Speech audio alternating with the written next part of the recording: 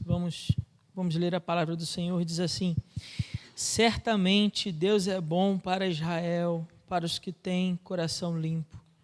Quanto a mim, meus pés quase tropeçaram.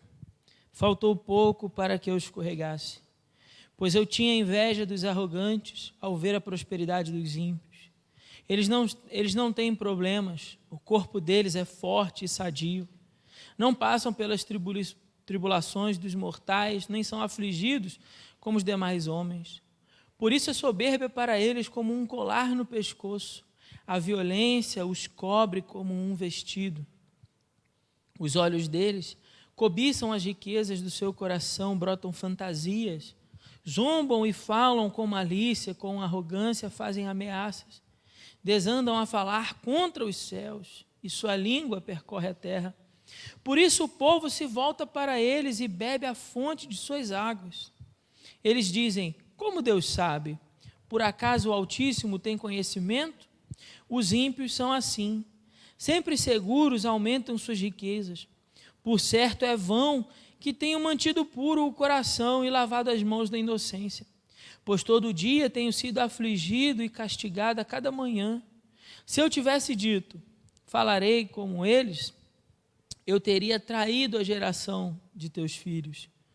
Quando me esforçava para compreender isso, achei que era uma tarefa muito difícil para mim, até que entrei no santuário de Deus, e então compreendi o destino deles.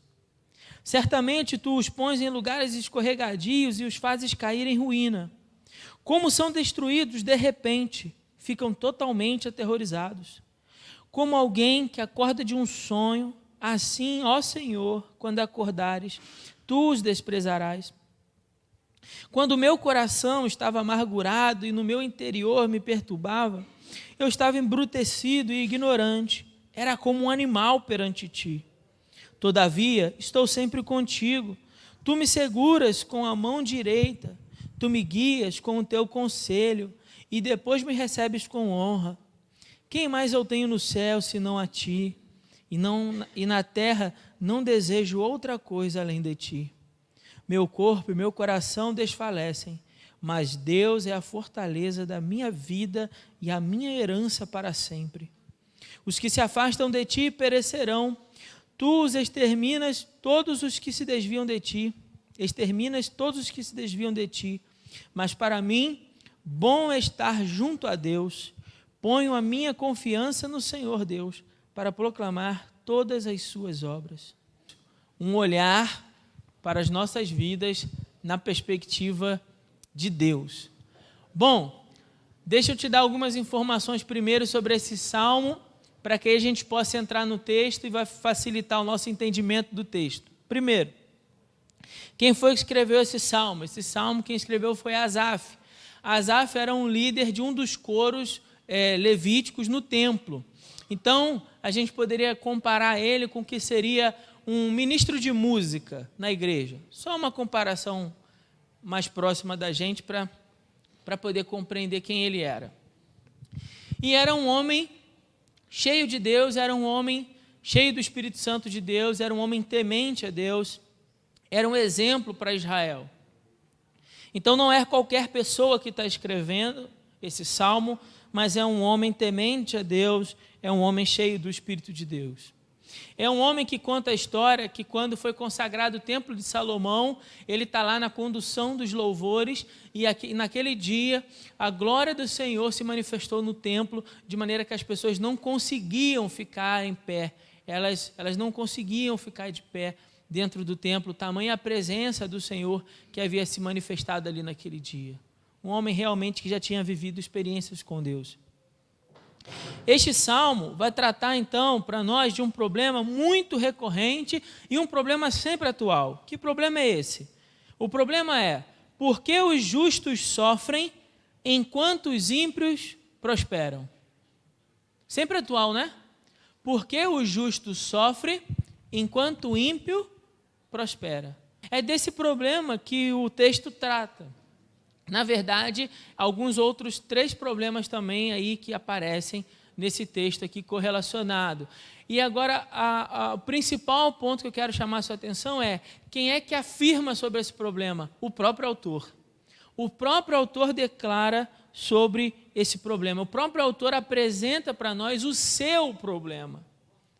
Ele diz assim, a partir do verso 1 até o verso 3, ele apresenta o problema dizendo assim, verso 2, quanto a mim, ele mesmo, os meus pés quase tropeçaram, quase que eu tropecei. Faltou pouco para que eu escorregasse. Por quê? Por que, Asaf? Você quase escorregou. Ele fala, pois eu tinha inveja dos arrogantes ao ver a prosperidade dos ímpios.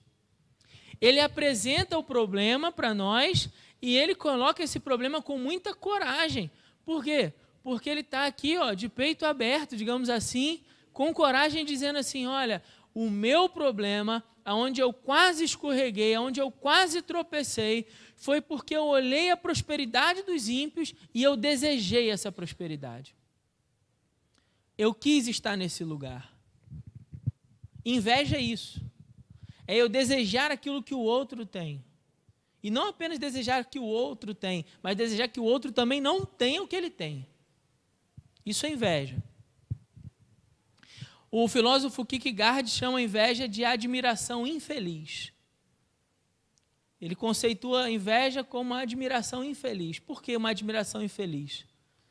Porque é uma admiração que o invejoso tem do invejado, mas é uma admiração que o faz voltar-se para dentro de si mesmo e não para fora.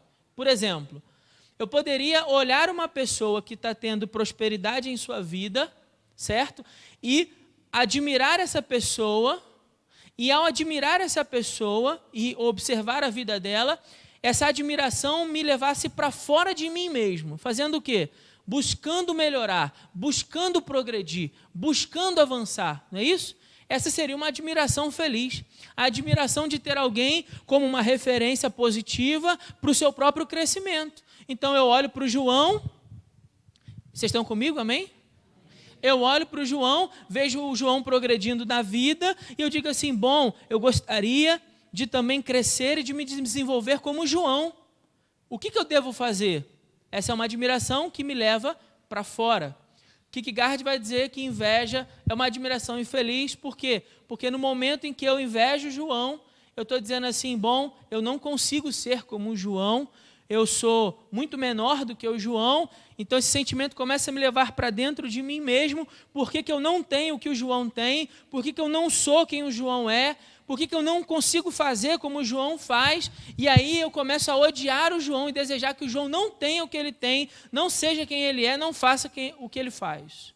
Exemplo, os irmãos de José, quando o observam com a capa de José. O problema era a capa? Não, o problema é que o pai amava mais a José do que a seus irmãos.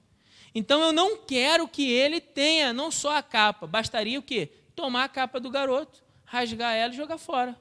Resolvido o problema? Ele não tem mais a capa. Mas é essa a atitude dos irmãos José? Não, a atitude é, vamos matá-lo. Vamos matá-lo, porque dessa forma ele não será amado pelo nosso pai.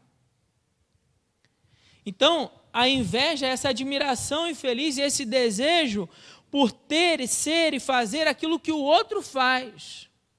Ele está dizendo assim, olha, eu tinha inveja dos arrogantes pela sua prosperidade. Pela prosperidade de quem? Dos ímpios, daqueles que negam a palavra de Deus, daqueles que rejeitam a verdade de Deus. E eu começo a observar a vida daquelas pessoas, eu passo a desejar como seria se eu não fosse crente, em outras palavras. Como seria se eu não fosse crente? Como é que seria se eu estivesse lá naquela festa, fazendo lá aquelas coisas? Como seria se eu estivesse lá nos corredores do Senado, do Congresso e naqueles esquemas? Como seria? Eu começo a desejar e a me imaginar tendo, sendo e fazendo a coisa que aqueles homens fazem. E ele fala, olha, isso é um problema, porque faltou pouco para que os meus pés quase escorregassem. Em Tiago, capítulo 1, verso 14, Tiago vai dizer para nós o seguinte, cada um de nós peca quando é atraído e seduzido pelo seu quê? Pelo seu mau desejo. Pelo desejo corrompido da nossa carne, nosso coração corrompido pelo pecado, e então nós somos atraídos. Tem uma tradução que eu gosto muito, que essa tradução usa a palavra não seduzido, ela usa a palavra engodado, em Tiago 1,14. Por que engodado? Engodado é a tarefa do caçador. O caçador usa um engodo, ele usa um ardil, um elemento de astúcia para enganar a presa e fisgá-la. Então, por exemplo, o pescador vai pescar, o que ele faz? Ele joga lá, né, o chumbo junto com um anzol, né, um anzol, e ele faz o quê? Ele coloca lá uma minhoca, não é isso? E aí quando ele lança ele lança a vara, a linha, né, na água, e ele fica lá esperando, não é isso? Aí o peixe vem, todo serelepe pimpão, agora me dei bem, ó, almoço grátis. E ele vai lá e morde, só que quando ele morde, ele acabou de morder um instrumento mortal. Aquilo vai matá-lo. Mas ele não sabe, ele acha que é apenas comida. Ele olha, observa que aquilo é desejável, por instinto, ele morde a isca. E é a mesma terminologia que Tiago está usando para nós, lá no capítulo 1. Ele está dizendo, olha, nós pecamos quando somos atraídos pelo nosso mau desejo. E então, aí verso 15 ele fala, e então o pecado sendo concebido dá à luz. Dá à luz ao quê? A um filho? Não, ele fala a morte. Ele usa a ideia da analogia da mulher concebendo uma criança com o pecado sendo gerado dentro de nós até que chega ao seu clímax. Assim como a gestação chega no clímax quando dá luz ao filho, o pecado chega no seu clímax quando nos conduz à morte. Por isso que o autor está dizendo que ele quase escorregou, porque ele percebeu que aquilo o conduziria ao tropeço e à morte. Ele acabou de apresentar para nós o problema. Depois, ele vai dizer por que isso é um problema.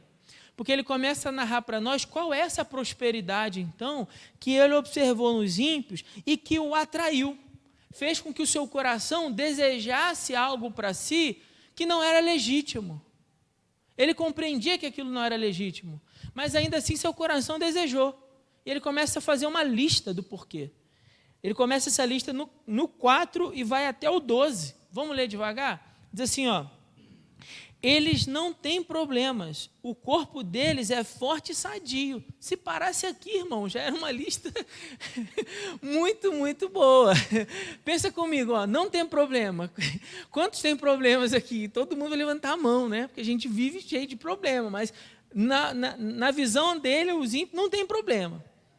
Quantos de nós ficamos doentes? Eu estou aqui com as minhas costas doendo demais, carregar aquele armário pesado lá para preparar a nossa sala hoje.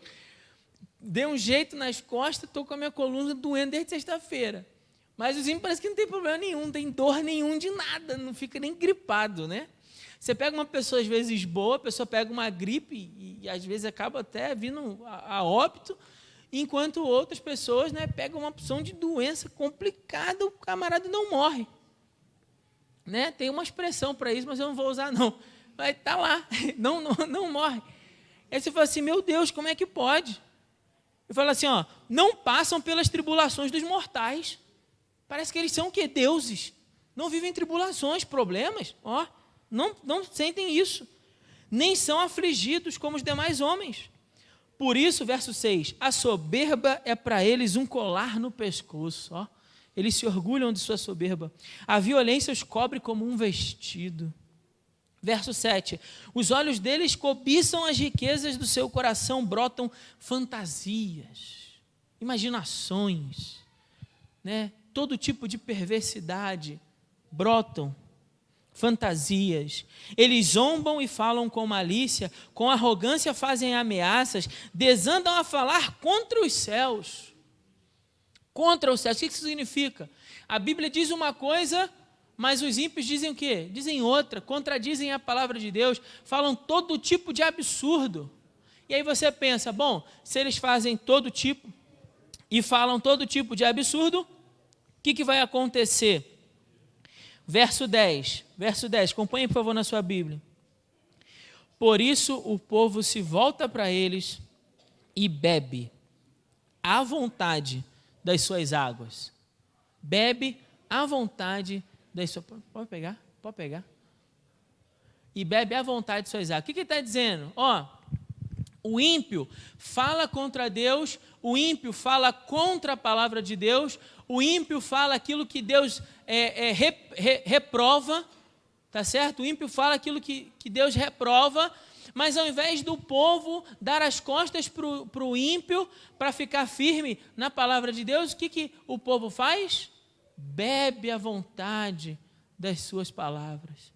Estou lendo o verso 10, irmãos. Bebe à vontade das suas fontes. Ou seja, o povo dá atenção. Não é assim? Não é isso que a gente vê todo dia no jornal?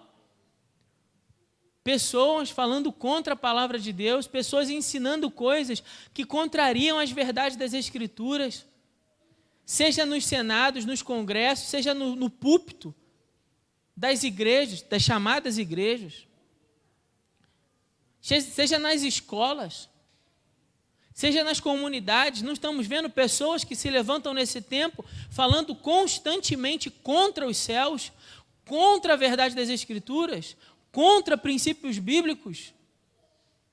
E o que a gente está vendo acontecer? As pessoas repreendendo esses líderes, as pessoas reprovando as suas falas, as pessoas rejeitando os seus discursos? Não. Vemos essas pessoas sendo eleitas, vemos esses professores atraindo multidões, vemos esses ditos chamados pastores atraindo multidões dentro dessas igrejas, mesmo falando contra verdades das Escrituras.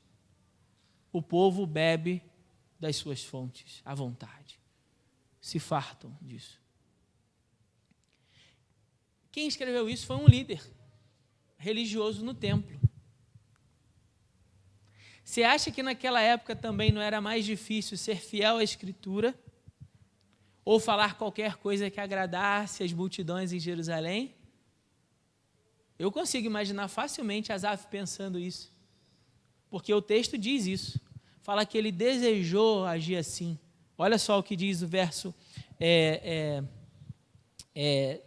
11, fala assim: eles dizem, como Deus sabe, por acaso o Altíssimo tem conhecimento? Verso 12, os ímpios são assim, sempre seguram, aumentam suas riquezas. Aí olha o verso 13, por certo é vão, é inútil que tenham mantido puro o coração e lavado as mãos na inocência, porque todo dia tenho sido afligido e castigado a cada manhã, e se eu tivesse dito, falarei como eles. Um líder no templo falando como essas pessoas. O que teria acontecido? A multidão se reuniria e beberia das suas águas, mas ele não fez isso. Aí ele diz o porquê que ele não fez. Ele fala assim: se eu tivesse dito como eles, eu teria traído a geração dos teus filhos. O que ele está dizendo para mim e para você? Ele está dizendo assim, se eu tivesse optado por esse caminho, certamente as multidões viriam até mim para beber à vontade do que eu falasse. Mas se eu tivesse falado como eles, eu teria traído a geração dos filhos de Deus. Eu teria traído a fidelidade às Escrituras e à palavra de Deus. Eu teria juntado pessoas? Sim, mas a que custo? A que custo? Ao custo de trair.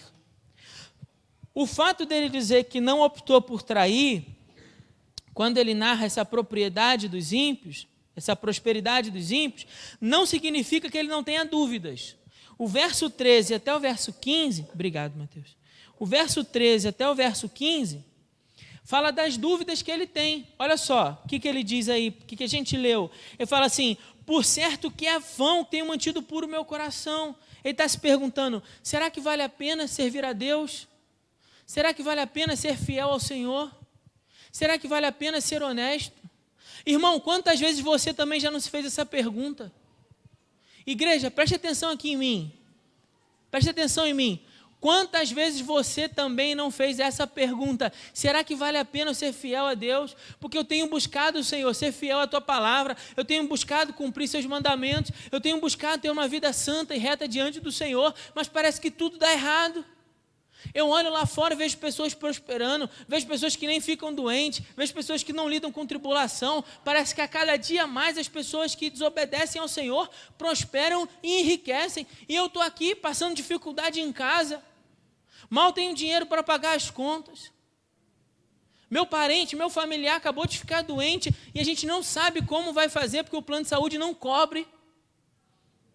Temos enfrentado tribulações, dificuldades na família. Vale a pena? Será que está valendo a pena? Eu vim para a igreja hoje, pastor, mas você não sabe, essa semana foi horrível. Lá no meu trabalho já me ameaçaram, já falaram que certamente na próxima leva eu sou um dos que será mandado embora. Ou então essa semana eu fiz exames e os exames acusaram que eu estou com um problema de saúde sério.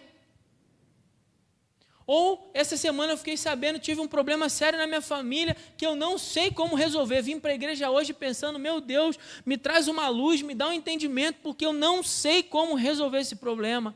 Está valendo a pena, pastor? Está valendo a pena servir a Deus? Está valendo a pena manter meu coração puro, reto, diante do Senhor? Se parece que na vida de todo mundo as coisas se desenvolvem, mas parece que na minha as coisas estão travadas. Parece que não anda. É a crise de Asaf. E é a nossa também. É a crise dele e é a nossa.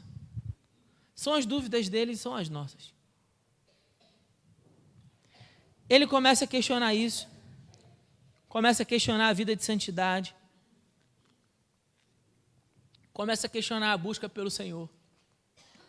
Começa a questionar ser fiel à verdade da palavra, ao invés de dizer aquilo que todo mundo gostaria de ouvir. Se nós fizéssemos aqui a campanha das 7 domingos da vitória da família, o culto estava cheio. Não tem dúvida nenhuma disso. E se a gente quisesse sacramentar isso aqui, com toda certeza, bastaria contratar algum ministério de louvor famoso, pagar rios de dinheiro para os caras virem tocar, que a igreja ia bombar. Não tem dúvida nenhuma disso. A gente optou por um caminho diferente. Optamos por um caminho que está lá registrado na placa do hall de entrada desse templo, o nosso compromisso. Está lá, não sei se você já leu, mas está lá. A gente fez um quadro para representar o compromisso que nós, como igreja, assumimos.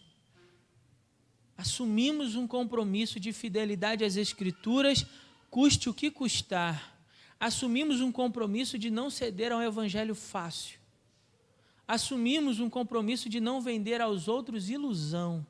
Assumimos um compromisso de permanecer no caminho das Escrituras para que aqueles que um dia foram iludidos por esse evangelho fácil possam voltar. Assumimos esse compromisso. Está lá, coloquei aquele quadro lá para representar essa aliança que fizemos no púlpito dessa igreja. Isso tem um preço. E às vezes a gente se vê como Asaf, valendo a pena? Seria mais fácil, mas ele fala, olha, eu teria traído. Eu teria traído. Por fim, irmãos, começa uma nova perspectiva no Salmo. Começa um novo olhar.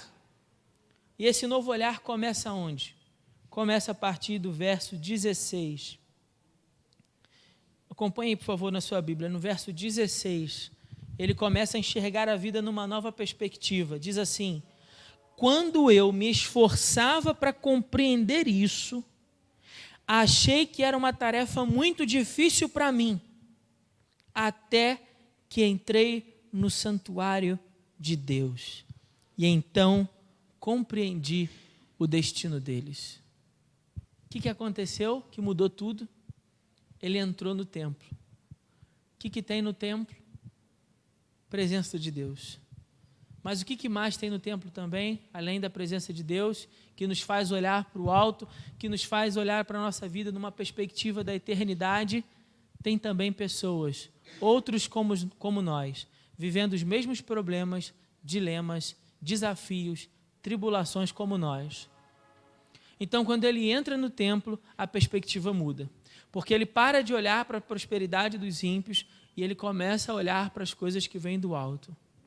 Ele começa a olhar para a vida numa perspectiva eterna. Ele começa a contemplar as coisas de Deus. Essa contemplação às coisas de Deus me faz enxergar a vida de uma maneira diferente. Porque quando eu olho para a vida na perspectiva de Deus, eu não vou pensar para os 80, 90, talvez 100 anos que eu vivo aqui nesse lugar. Eu vou pensar que eu estou caminhando em direção ao quê? À eternidade. Estamos caminhando em direção à eternidade. Isso muda tudo. Isso muda a nossa maneira de enxergar a nossa vida aqui na terra. Porque nós não fomos criados para permanecer aqui. Nós somos peregrinos nessa terra. Estamos aqui de passagem. Então a nossa condição de vida nesse lugar ela é momentânea. Ao passo de que a nossa condição de vida na presença de Deus ela vai ser eterna. Então nós estamos indo em direção a um gozo muito mais excelente do que qualquer coisa nesse mundo poderia nos proporcionar. E essa alegria e esse contentamento e essa satisfação em que nós estamos em direção, eles se encontram na presença de Deus. Não nos prazeres que essa vida possa proporcionar, por melhor que eles sejam. Por mais desejosos aos olhos que eles sejam. Nós estamos em direção a uma alegria que vai permanecer por toda a eternidade, não por uma alegria passageira. Somos peregrinos, forasteiros. Como diz a canção, sou forasteiro aqui, em terra estranha estou. Do reino lá do céu, embaixador eu sou. Eu sou só um mensageiro do reino celestial. Não fomos criados para permanecer aqui. Quando ele entra no templo, ele contempla a eternidade.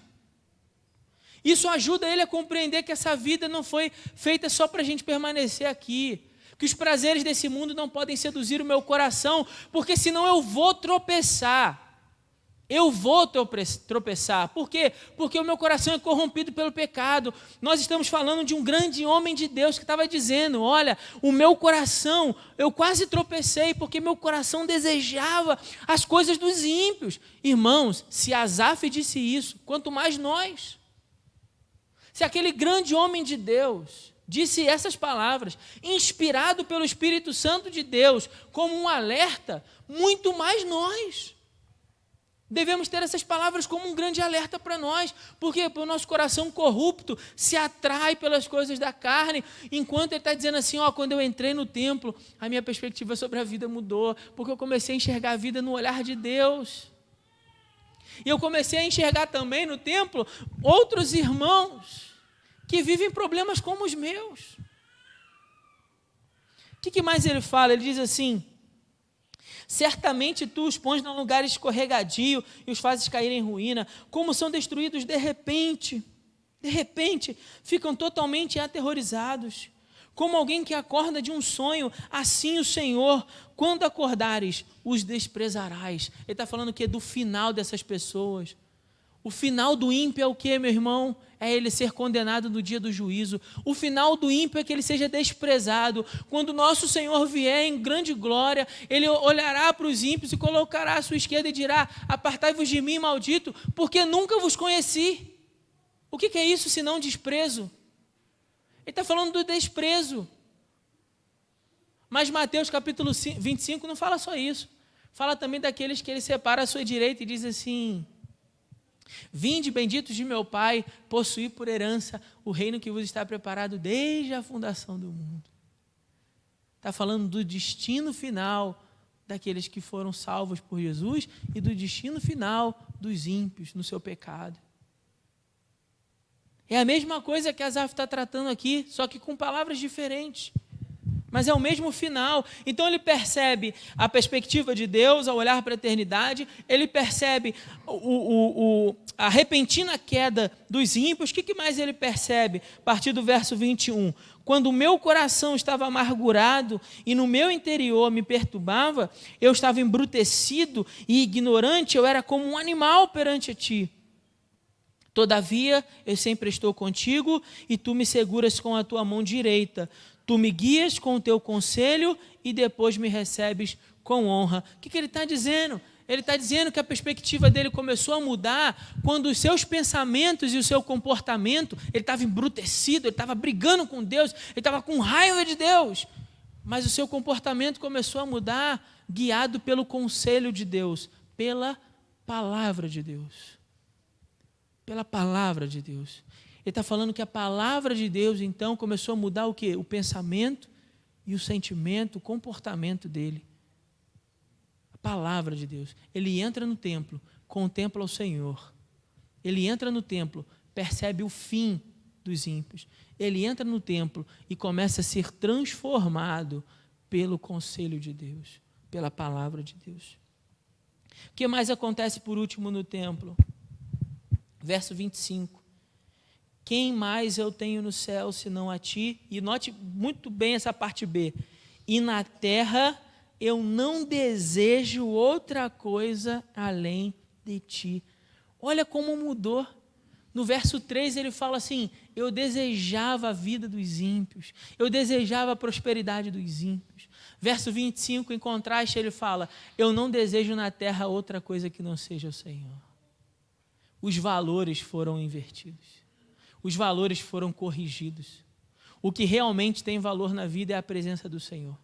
Ele acabou de perceber isso. Ele começa o salmo dizendo, olha, eu não entendia o que realmente tinha valor, e então eu desejava aquilo que os ímpios tinham. Mas agora eu percebo o que realmente tem valor na vida, e eu percebi que eu não desejo outra coisa a não ser a presença de Deus. Eu desejo o Senhor, eu desejo buscá-lo. Eu não tenho na terra outro desejo a não ser o Senhor. O meu corpo e o meu coração desfalecem, mas Deus é a fortaleza da minha vida. Ele está dizendo, não escorreguei por causa da minha força, não. Eu não escorreguei porque Deus é a fortaleza da minha vida. E se eu quiser ter alguma coisa, alguma propriedade, alguma riqueza nessa vida, Ele é a minha herança para sempre. Por fim, ele termina dizendo, mas para mim, bom é estar junto a Deus. Ponho a minha confiança nele, não no meu coração que é corrompido pelo pecado, não nas minhas forças para ser capaz de não escorregar. Eu ponho a minha confiança em Deus, para lidar com os dilemas, com os desafios, com as minhas crises. Ponho minha confiança em Deus. E no final ele diz, para proclamar todas as suas obras. A grande ideia desse texto é a seguinte, nós compreendemos o que realmente tem valor na vida quando aprendemos a enxergá-la com os olhos de Deus. Nós só vamos compreender o que realmente tem valor nessa vida quando aprendermos a enxergar essa vida na perspectiva de Deus. Se você chegou aqui na igreja nessa manhã se questionando se está valendo a pena ou não servir ao Senhor, eu quero te convidar a buscar enxergar a vida na perspectiva de Deus. A colocar os óculos da palavra de Deus para enxergar o que realmente tem valor nessa vida. Porque tem coisas que aparentemente são muito valiosas para nós, mas não deveriam ter tanto valor, ao passo de que coisas realmente importantes para nós têm sido desprezadas, porque não damos a elas o devido valor. Precisamos reconhecer na nossa vida o que realmente tem valor e nos agarrar a essas coisas. E nos agarrar àquilo que realmente importa. Amém? Que Deus nos abençoe com a sua palavra no nome de Jesus. Bom, meu irmão, se você chegou até aqui nesse vídeo, eu quero te fazer uma pergunta. Alguma vez você já foi convidado para pregar e você ficou perdido sem saber como se preparar, como preparar o seu sermão?